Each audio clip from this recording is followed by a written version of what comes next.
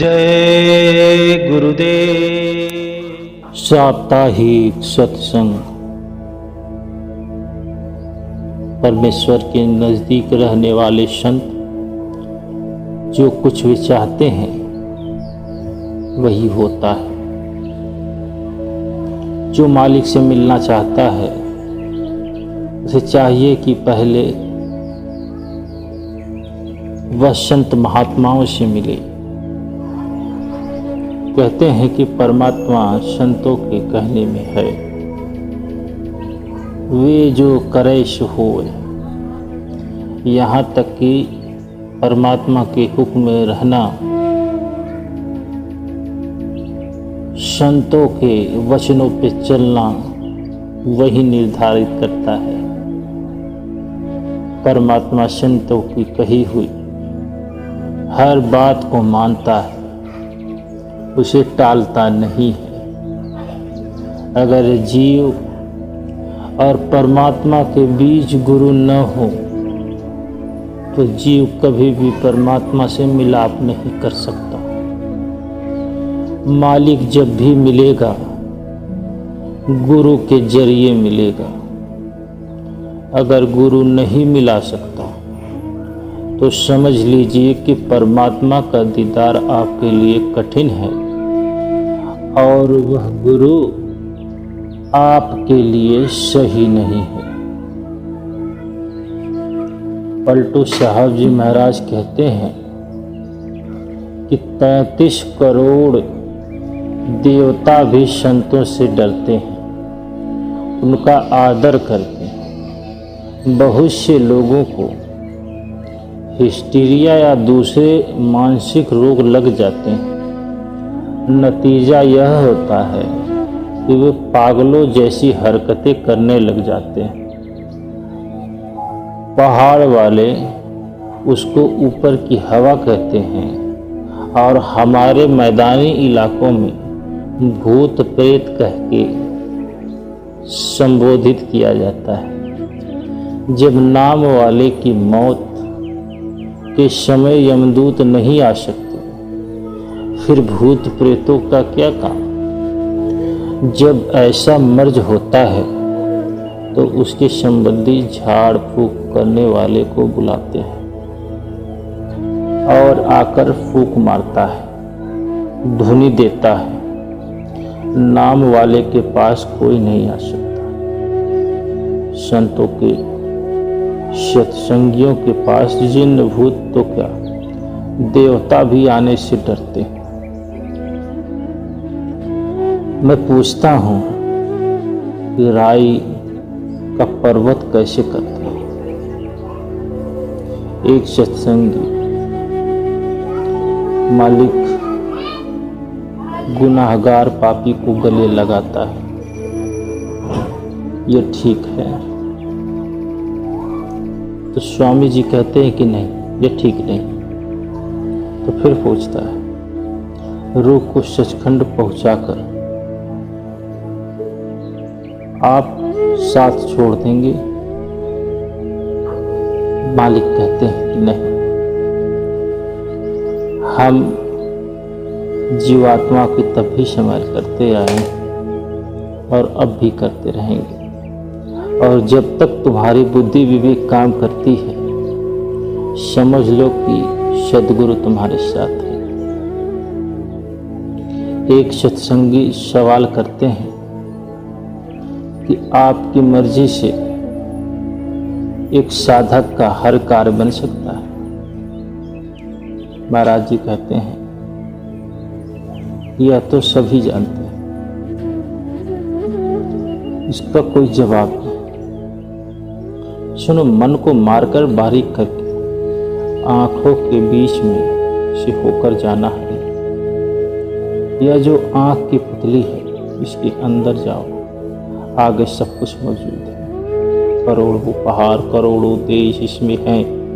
आत्मा जब भी अंदर जाएगी, इस आंख के बीच से होकर जाएगी, क्योंकि राई यानी तीसरे नेत्र से सारा संसार दिखाई देता है। यह संतों का काम है।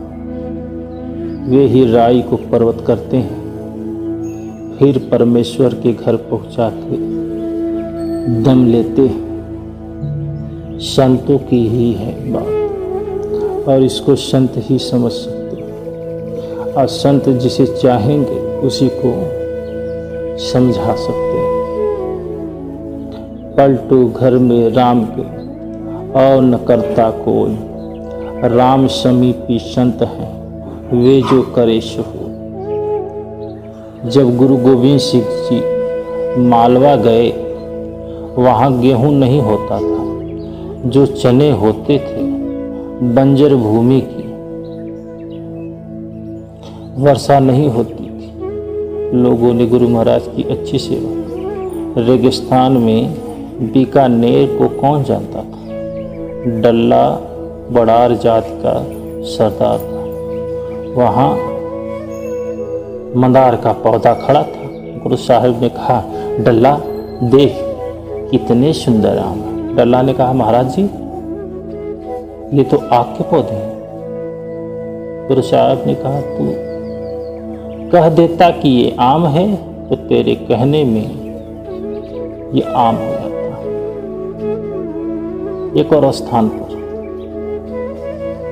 बरू का पेड़ खड़ा था। गुरु साहब ने कहा, कितना सुंदर गेहूं। डल्ला कहने लगा, यह तो कोई काई है। गुरु साहब ने कहा, तू कह दे कि गेहूं है। डल्ला बोला, मैं कैसे कह दूं, यह तो कोई काई है। गुरु साहब ने कहा, यदि तू कह देता कि ये गेहूं है और वो आम है तो हो जाता। आजकल वहां से सब कुछ होता है। इसलिए पलटू साहब कहते हैं कि संत जो चाहे कर सकता है, परमात्मा उसकी मर्जी के खिलाफ कभी नहीं जा सकता। धर्म, अर्थ, काम और मोक्ष ये चार पदार्थ हैं। संत इनको नहीं चाहते। रिद्धि सिद्धियां मन की करतूतें, संत इनको पसंद नहीं करते। इनकी पहुंच बहुत आगे तक। वे स्वर्ग की ओर तो देखते भी नहीं। स्वर्ग में नाम नहीं, सिर्फ खुशी, जिसे भोगकर वापस इस संसार में आना पड़ता है। वो फर्स्ट क्लास की गाड़ी है, लेकिन जब स्टेशन आएगा तो आपको उतरना पड़ेगा। संत न तीर्थ पर जाते हैं, न व्रत करते हैं, और न उनके मन में कोई इच्छा होती है, क्योंकि इतने तीर्थ संतों के प्रताप से बने हैं। संतों के द्वारा ही पवित्र हुए। संत दिन रात की कमाई करते हैं, नाम दान देते हैं और नाम के द्वारा जीवों का उपकार करते हैं। फिर वे अपना बोझ औरों को नहीं ढाते, बल्कि अपना बोझ खुद उठाते हैं।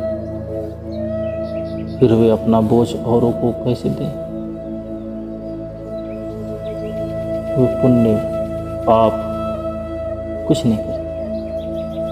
वो इच्छाओं से परे होते हैं। संत न बैकुंठ मांगते हैं न मुक्ति।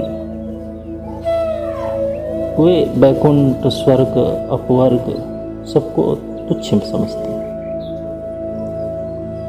संत मालिक से मालिक को मांगते हैं। वे कहते हैं कि हमें तू ही चाहिए। जब मालिक मिल गया तो फिर मालिक की चीजों में क्या आनंद? वो सब कुछ यूं समझ लीजिए कि उन्हीं का हो। जो शब्द धुन बताता है, शब्द धुन खुद सुनता, वो गुरुदेव। यही बात स्वामी जी ने कही। कहते हैं कि नाम की लज्जत में उनको भूखा प्यासा का ख्याल नहीं आता। रोटी खाई है नहीं खाई ये याद ही नहीं रहता। वे दिन रात अपना ध्यान अंदर लगाए रहते हैं, तो फिर रोटी का ख्याल कैसे आए? एक बार हमें कहीं जाना था। हमने यहाँ से रोटी साथ ले ली, फिर रास्ते में खाएंगे। उसके बाद खाना खाया, और आध्यात्मिक चढ़ाई में ऊपर चले गए। वह स्थान आ गया, लेकिन रोटी पोटली में ही रह गई। 3 दिन तक का मार्ग था, हम चलते रहे। एक साधक ने पूछा, महाराज जी आपने भोजन 3 दिन से नहीं किया है। तो भाई ख्याल रहे तुम।